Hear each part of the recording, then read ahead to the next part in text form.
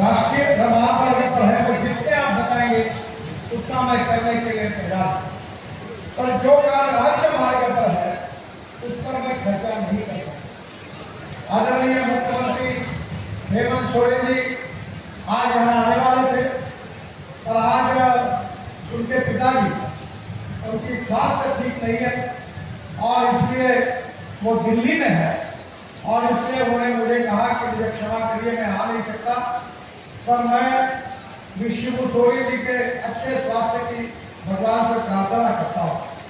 और मैं आदरणीय वित्त मंत्री जी को अनुरोध करता हूँ कि आप और मुख्यमंत्री जी मिलकर 500 करोड़ रुपए सेंट्रल रोड फंड से मैं झारखंड के लिए मंजूर करता हूँ, आप उसके प्रस्ताव तुरंत भेजने का काम करिए। मैं आपको एक ही प्रार्थना करूंगा कि आगे वाइल्ड लाइफ का जो बोर्ड है उसकी मुदत खत्म हो गई। लैंड एक्विजिशन और फॉरेस्ट डिपार्टमेंट क्लियरेंस अगर मिलता है तो कोई पैसे की कमी नहीं है।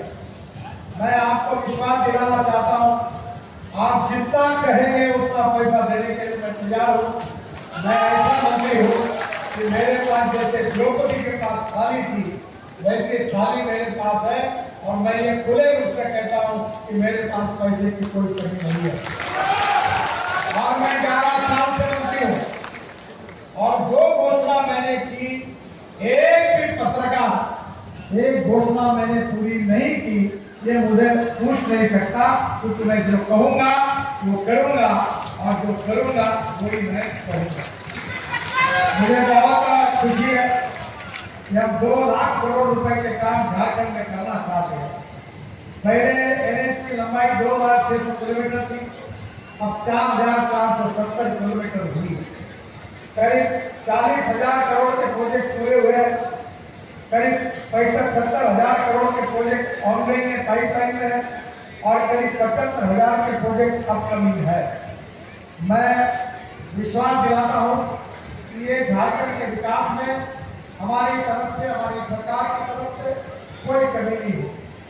मैं यहाँ बहुत लंबी लिस्ट मेरे पास है, पर समय की कमी है, क्योंकि बरसात के कारण मेरे हेलीकॉप्टर को उड़ना बहुत आवश्यक है। 2 बजे रांची में भी कार्यक्रम है, और वो उड़ नहीं पाया तो मुश्किल होगी, इसलिए मुझे जाने की जल्दी है। हम वाराणसी, रांची, कोलकाता 6 लेन 38,000 करोड़ का रोड हम शुरू कर रहे हैं, उसका मार्च 2038 में पूरा काम होगा। मैं आपको रांची से पटना 4 लेन 9,000 करोड़ का रोड है, वो दिसंबर 2027 तक पूरा होगा। इसके साथ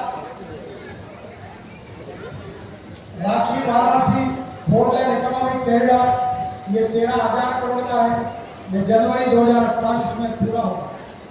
इसके साथ साथ रायपुर से धनबाद 4 लेन इकोनॉमिक कॉरिडोर 17,000 करोड़ का है, ये जनवरी 2028 में पूरा होगा। इसके साथ दिल्ली से कलकत्ता 6 लेन ये 35,000 करोड़ का रोड है, ये जून 2026 में पूरा होगा। इसके साथ साथ यहाँ भी हमने बहुत से प्रकल्प लिए हैं, और मैं मानता हूँ कि खनिज संपत्ति में अगर रोड अच्छे होंगे तो लॉजिस्टिक कॉस्ट कम होगी। मैं आपको बताना चाहूंगा कि आपका जैसा कोयला है वैसे हमारे यहाँ भी कोयला है। मैं इस देश में 22 लाख करोड़ रुपए खर्चा करके हम लोग हमारे देश में फॉसिल फ्यूल, पेट्रोल और डीजल इंपोर्ट करते हैं, आयात करते हैं। मैं ट्रांसपोर्ट का मंत्री, और मैंने ये तय किया है कि इस देश का किसान केवल अन्नदाता नहीं होगा, तो इस देश का किसान ऊर्जा दाता होगा, इस देश का किसान ईंधन दाता होगा, इस देश का किसान हाइड्रोजन दाता होगा, इस देश का किसान हवाई ईंधन दाता होगा, और इस देश का किसान बिटुमिन दाता होगा। जितनी बातें मैंने कही वो सपना पूरा होगा। मैं आपसे अनुरोध करूंगा कि आपके क्षेत्र में चावल होती है, ये चावल से ब्रोकन राइस से मेरे आए मैं 4 लाख लीटर इथेनॉल पर नहीं बनाता। ऐसा देश में बड़े प्रमाण पर इथेनॉल तैयार होता है, और ये इथेनॉल पेट्रोल में 20% तक अभी तक हम मिलाते हैं, अब 47% तक आगे बढ़ सकता है। इतना ही नहीं तो मैं दिल्ली में जो गाड़ी में घूमता हूँ वो टोयोटा की इनोवा है, 100% किसानों के पर चलती है और जिसकी पेट्रोल 60% बिजली तैयार करती है, चलते चलते पेट्रोल के तुलना में उसकी कीमत केवल 25 रुपए लीटर पेट्रोल आएगी अगर एवरेज समझ आएगा। ये जो आपकी पदवी है इससे सीएनजी बन रहा है। मैं खुद बना था, देश में 400 पेट्रोल पाए और इससे सीएनजी पर ट्रक और बसेस चल रही है। इतना ही नहीं तो मेरे पास पानी से हाइड्रोजन निकली हुई हाइड्रोजन में चलने वाली गाड़ी है और जो गाड़ी, इसका नाम मिराई है। मिराई ये जापानी शब्द है और मिराई का अर्थ होता है भविष्य। मैं आपसे अनुरोध करूंगा कि कोयले से मिथेनॉल बनता है। अशोक लेलैंड के ट्रक और बेंगलोर में 25 बसेस मिथेनॉल पर हमने शुरू किए। अब मिथेनॉल डीजल में डाल सकते हैं, मिथेनॉल पे जहाज चल सकते हैं और मिथेनॉल के साथ अमोनियम नाइट्रेट जो हमारे माइंस में लगता है वो भी बनता है। उसके साथ डीएपी बनता है जो एलपीजी में 40% तक डालकर जो आपके घर में सिलेंडर है उसमें डाला जा सकता है।